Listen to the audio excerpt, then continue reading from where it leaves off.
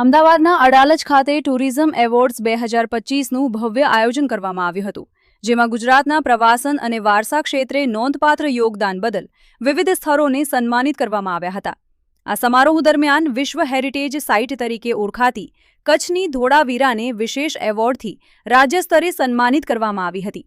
આ કાર્યક્રમમાં મુખ્યમંત્રી ભૂપેન્દ્રભાઈ પટેલ તેમજ નાયબ મુખ્યમંત્રી હર્ષ સંઘવી હાજર રહ્યા હતા અને તેમણે ગુજરાતની સાંસ્કૃતિક ધરોહર અને પ્રવાસન વિકાસના પ્રયાસોની પ્રશંસા કરી હતી. ધોળાવીરા ગ્રામ પંચાયતના સરપંચ જીલુભા સોઢાએ આ એવોર્ડ ગૌરવપૂર્વક સ્વીકાર્યો હતો. હેરિટેજ સંરક્ષણ, જાળવણી અને પ્રવાસન વિકાસમાં સ્થાનિક લોકોના સહકાર બદલ સરપંચ જીલુભા સોઢાનું ખાસ અભિવાદન કરવામાં આવ્યું હતું. આ સન્માનથી કચ્છની ઐતિહાસિક ધરોહર ધોળાવીરાનું મહત્વ રાજ્ય અને રાષ્ટ્રીય સ્તરે વધુ મજબૂત બન્યું છે.